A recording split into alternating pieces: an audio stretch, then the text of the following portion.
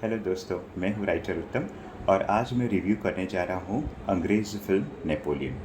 सबसे पहले हम लोग आते हैं इस फिल्म के मेन लीड के ऊपर, जिसने नेपोलियन की भूमिका निभाई है। और अगर उसके एक्टिंग की हम लोग बात करें तो हॉलीवुड एक्टर्स के जो एक्टिंग का जो लेवल होता है वो एक बिल्कुल ही अलग लेवल होता है।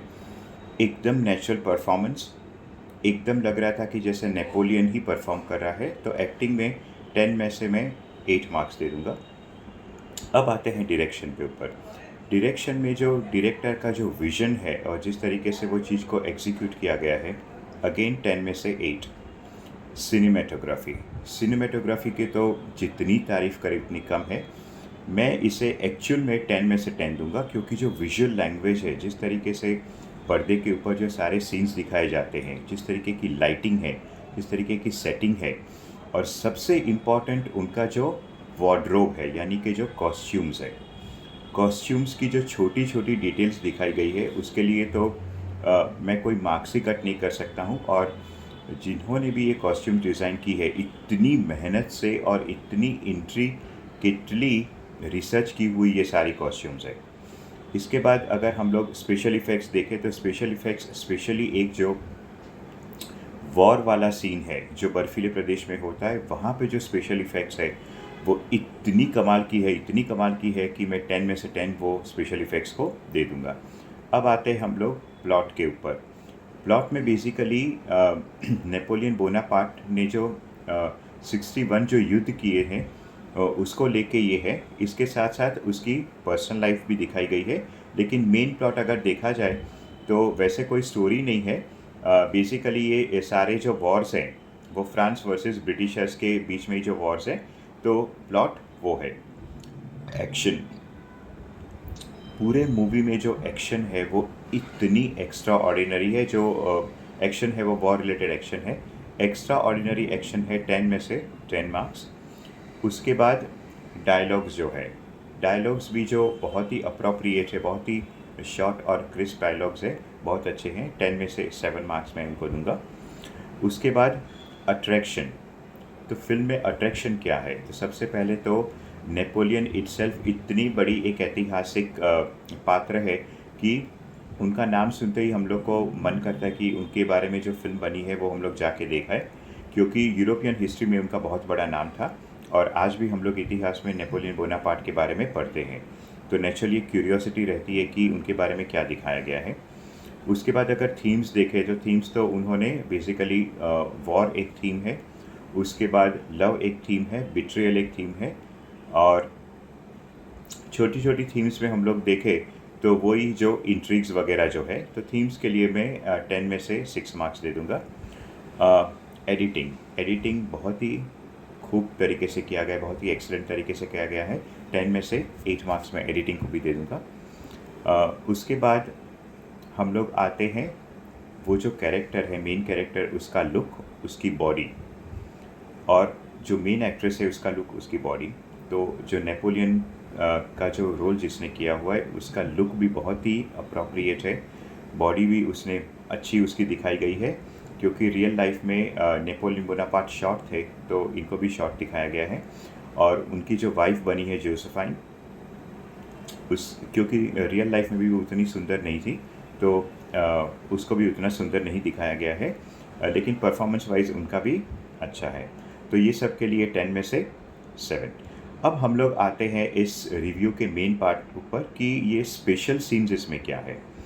इसमें कुछ स्पेशल सीन्स मैंने हाईलाइट किए हैं जो मुझे खुद बहुत पसंद आए, और आप जब ये फिल्म देखने जाए तो ये सीन्स पे ज़रूर ध्यान दीजिएगा। फर्स्ट सीन में दिखाया गया जो क्वीन एंटोनिएट है उसका गिलोटिनाइजेशन होता है, यानी कि उसका गला काट दिया जाता है, और फिल्म में उसका कटा हुआ गला भी उन्होंने दिखाया हुआ है। सेकंड सीन जो बहुत ही महत्वपूर्ण था वो था नेपोलियन का कोरोनेशन।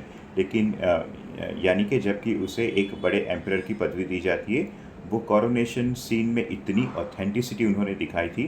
कैसा एक लंबा रोप पहन के पीछे बहुत लंबा ट्रेन है, और वो और उसकी वाइफ जोसेफाइन कोरोनेशन सेरेमनी में पार्ट लेते हैं। तीसरा सीन जो बहुत ही महत्वपूर्ण था कि नेपोलियन जो था उसे हमेशा शादी के बाद एक ही उसका मकसद था, और वो था कि लड़का पैदा करना, ताकि उसके बाद वो उसका फ्रांस का उत्तराधिकारी बने।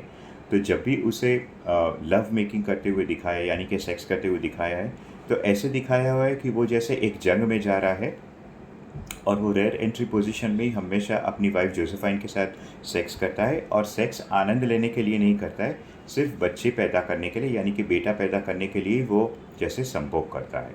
तो सेक्स फॉर प्रोक्रिएशन ओनली ही हम लोग समझ सकते हैं कि वही था। उसके बाद एक बहुत इंपॉर्टेंट सीन मुझे लग रहा है, वो ये होता है कि जोसेफाइन प्रेग्नेंट नहीं हो सकते, यानी कि उसकी वाइफ प्रेग्नेंट नहीं हो सकती है। तो नेपोलियन की जो माँ होती है वो कहती है अब पता तो लगाना पड़ेगा कि समस्या नेपोलियन में है या उसकी बीवी में है। तो नेपोलियन को कहता है कि आप जाके एक 18 साल की लड़की के साथ रात गुजारिए, और उसके बाद अगर वो प्रेग्नेंट हो जाती है, यानी कि आप में कोई कमी नहीं है और आपकी बेगम जो है उसमें कमी है। तो बहुत ही संकोच के साथ नेपोलियन उस 18 वर्ष की जो लड़की होती है उसके साथ वो रात बिताता है, और वो फिर पिता बन जाता है, यानी कि पता चल जाता है कि उसमें कोई कमी नहीं है, जो कमी है वो उसकी बीवी जोसेफाइन में है। 5वां नंबर सीन अगर देखा जाए तो फिल्म में एक तो बहुत सारे युद्ध दिखाए गए हैं, लेकिन एक युद्ध जो दिखाया गया है जो मॉस्को साइड पे कहीं पे होता है, वो पूरा बर्फ़ के ऊपर वो उन्होंने युद्ध दिखाया है, और उसकी जो फ़ोटोग्राफ़ी है वो तो मैं दावे से कह सकता हूँ कि वैसे फ़ोटोग्राफ़ी कोई इंडियन फिल्म में तो दिखा ही नहीं पाएंगे वो लोग। उन्होंने जो एक छोटी छोटी जो डिटेलिंग की है, कैसे वो बर्फ़ टूटता है, कैसे लोग बर्फ़ टूट के अंदर ठंडे पानी में जम जाते हैं अंदर, एक्स्ट्रा ऑर्डिनरी, उसके लिए कोई विशेषण मेरे पास नहीं है। उसके बाद छठा इम्पॉर्टेंट सीन वो है कि नेपोलियन बोनापार्ट की जो वाइफ होती है, जिसके साथ उसका डिवोर्स हो गया था जोसेफाइन, वो उसको अंत तक उसे लव लेटर्स यानी कि प्रेम पत्र लिखता रहता है, लेकिन बाद में उसे पता चलता है कि उसकी बीवी मर चुकी है और उसके जितने भी जो लव लेटर्स है वो बेच दिए जाते हैं।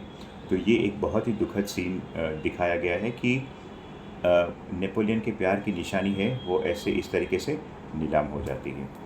7वें सीन में हम लोग ये कहेंगे कि एक जो लास्ट उनकी बैटल होती है, बैटल ऑफ वाटरलू, जिसमें नेपोलियन हार जाते हैं और उनको सेंट हेलिना टापू में उनको बंदी बना लिया जाता है। तो वो बैटल जो दिखाया गया है कि ब्रिटिशर्स कैसे एक स्क्वायर आकार बना लेते हैं, और ये फ्रांस के जो सैनिक होते हैं वो उसका मुकाबला नहीं कर सकते हैं, और उस युद्ध में नेपोलियन हार जाता है।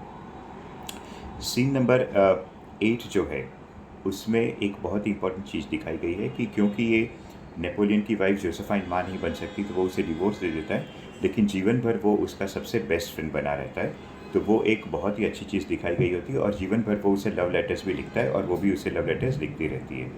और फाइनली एक 9th सीन जो बहुत ही सुंदर है वो है कि जोसेफाइन एक अरिस्टोक्रेटिक यानी कि ऊंचे घराने की औरत होती है, और नेपोलियन से शादी करने के पहले वो कह देती है कि वो कई मर्दों के साथ सो चुकी है, और वो ये भी कहती है कि फ्रांस के जेल में से छूटने के लिए वो कई बार कई मर्दों के साथ सोई ताकि वो प्रेग्नेंट बन गई, और प्रेग्नेंसी होने के कारण वो जेल से रिहा हो गई थी। तो ये सब सारा उसका जो सेक्स पास्ट होता है, यानी कि सेक्सुअल पास्ट, वो सारा कुछ बोनापार्ट से छुपाती नहीं है, और जब बोनापार्ट ये सब चीज़ों से उसे कोई संकोच नहीं होता है तभी वो उससे शादी करती है। तो दोस्तों, ओवरऑल अगर मैं रेटिंग बताऊं आपको ये नेपोलियन फिल्म का, तो मैं आराम से 10 में से 8 दूंगा। अगर इस हफ्ते कोई फिल्म देखने वाली है तो ये डेफिनेटली है फिल्म नेपोलियन, ज़रूर देखिए।